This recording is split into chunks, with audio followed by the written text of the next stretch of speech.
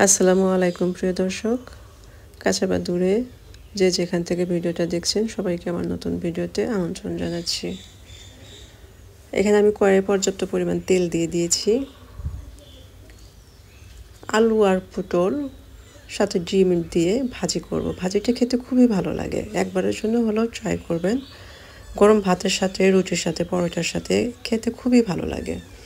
তো আলুটা এরকমভাবে লম্বা করে পাতলা করে কেটে নিয়েছি। সামান্য হলুদের গুঁড়ো, মরিচের গুঁড়ো আর লবণ দিয়ে আমি এটা একটু ভেজে নেব। একদম কড়া করে ভাজবো না, তবে একটু ভেজে নেব। তো ভেজে নিলে আপনার ভাজিটা খেতে খুব বেশি ভালো লাগবে। তো চুলার আঁচটা মিডিয়াম টু লোতে রাখবেন। রাখার পর এখানে ভেজে নেবেন। এইরকমই আমি আর কি এটা ভেজে নেব, এর চেয়ে কড়া করব না, যেহেতু আমি ভাজিটা আবার আমাকে করতে হবে তার জন্য। তো আলুটা ভেজে নেওয়া হয়ে গেছে। এরপর আমি পটলটা ভেজে নেব। পটলটা আমি এরকমভাবে স্কিনটা ফেলে দিয়ে দুইটা মাঝখান দিয়ে একটা করে ফালটা করে নিয়েছি আর কি, 2 পিস করে নিয়েছি একটা পটল। তো এখানে সামান্য হলুদের গুঁড়া, মরিচের গুঁড়া, লবণ দিয়ে আমি এই পটলটাকেও ভেজে নেব। তো স্কিনটা ফেলে দিলে কিন্তু আপনার পটলটা এমনিতে অনেক সফট হয়ে যায়, আর ভাজিটা খেতেও খুবই ভালো লাগে। অবশ্যই স্কিনটা ফেলে দেবেন, স্কিন সহ ভাজি করতে যাবেন না, তাহলে শক্ত শক্ত হবে, খেতে ভালো লাগবে না। তো পটলটাও ভেজে নেওয়া হয়ে গেছে, আমি উঠিয়ে নিচ্ছি।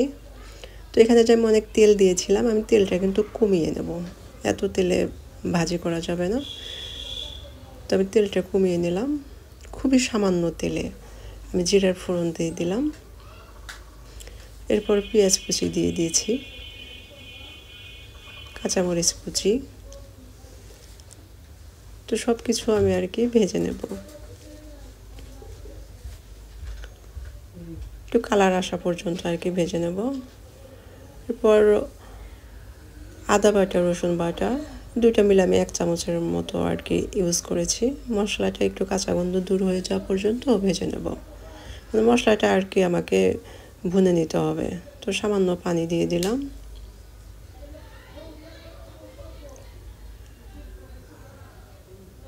হলুদের গুঁড়া, মরিচের গুঁড়া, লবণ দিয়ে আমি মশলাটাকে ভালো করে ভুনে নেব।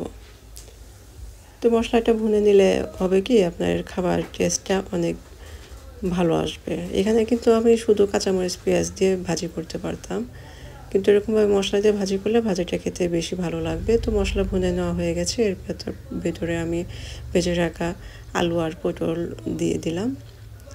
দিয়ে দেওয়ার পর এটা আমি ভেজে নেব। ভাজিটা খেতে খুবই ভালো লাগে, আর এখন যেহেতু নতুন পটল খেতে কিন্তু খুবই ভালো লাগে। নতুন যে কোনো সবজি কিন্তু খেতে অনেকটা ভালো লাগে। তো এই পর্যায়ে এখানে আমি 2টা ডিম অ্যাড করে দিয়েছিলাম। 2টা ডিম দিলে আর কি ভাজির টেস্ট আরও দ্বিগুণ হয়ে যাবে।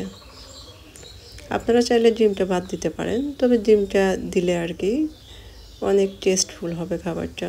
তো ডিমটাও আমি আর কি এরকমভাবে ভেজে নেবো। এখানে কিন্তু এক্সট্রা কোনো তেল দেওয়ার প্রয়োজন নেই, যে তেল ছিল সেটাতেই আমি ডিমটাও ভেজে নিয়েছিলাম। তারপর সবগুলো উপকরণ একসাথে ভেজে নিয়েছিলাম। নামানোর আগ দিয়ে গরম মশলা গুঁড়ি দিয়েছিলাম 1/2 চা চামচ। আমার ভাজিটা কিন্তু হয়ে গেছে, খেতে খুবই ভালো হয়। ভালো থাকবেন সবাই, আবার দেখা হবে। আল্লাহ হাফেজ।